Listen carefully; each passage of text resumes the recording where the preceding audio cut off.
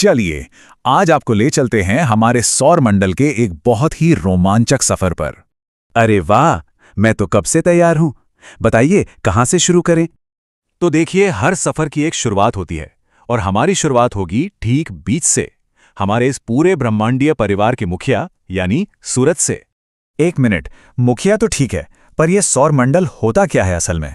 बहुत बढ़िया सवाल। देखिए, आसान भाषा में कहें तो सौर मंडल सूरज का अपना एक परिवार है, जिसमें सूरज है, उसके 8 ग्रह हैं और भी बहुत सारी खगोलीय चीजें हैं जो सब मिलकर उसके चक्कर लगाते हैं। तो चलिए, हमारे सफर का पहला हिस्सा शुरू करते हैं। हम सबसे पहले मिलेंगे उन 4 छोटे चट्टानी ग्रहों से जो सूरज के सबसे करीब रहते हैं। अरे तो चलो फिर मिलते हैं इनसे। कौन कौन है इस भीतरी घेरे में? बिल्कुल, तो लाइन से हम मिलेंगे। बुध, फिर शुक्र, उसके बाद हमारी पृथ्वी और आखिर में मंगल से। तो हमारा सबसे पहला स्टॉप है बुध। ये सूरज के सबसे ज्यादा नजदीक वाला ग्रह है।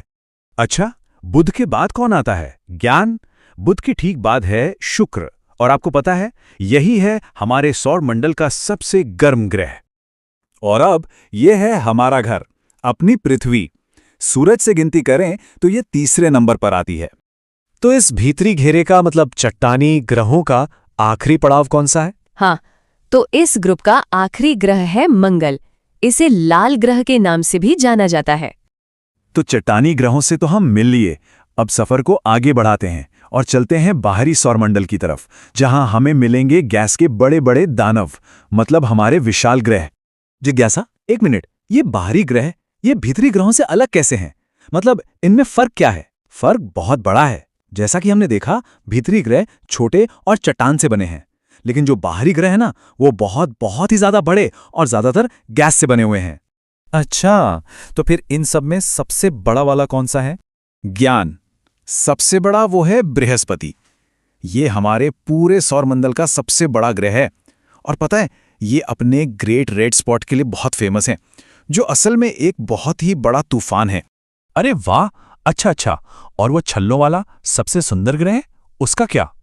हाँ, आप शनि की बात कर रही हैं। ये हमारे सौर मंडल का दूसरा सबसे बड़ा ग्रह है, और इसकी खासियत है इसके अनोखे छल्ले जो बर्फ और चट्टान से बने हैं। चलिए, अब अपने सफर को और आगे बढ़ाते हैं। अब हम जा रहे हैं बहुत ही ठंडे और दूर के ग्रहों की तरफ, अरुण और वरुण। तो ये 8 ग्रह तो हो गए। क्या इनके अलावा भी हमारे सौरमंडल में कुछ है? अरे बिल्कुल है। सिर्फ ग्रह ही नहीं हैं, यहाँ ग्रहों के चक्कर लगाते हुए चांद हैं। एक बहुत बड़ी बेल्ट है जिसमें ढेर सारे क्षुद्र ग्रह हैं, और तो और चमकीली पूंछ वाले धूमकेतु भी हैं। अच्छा, ये जो आपने क्षुद्र ग्रह बेल्ट कहा, ये क्या चीज है?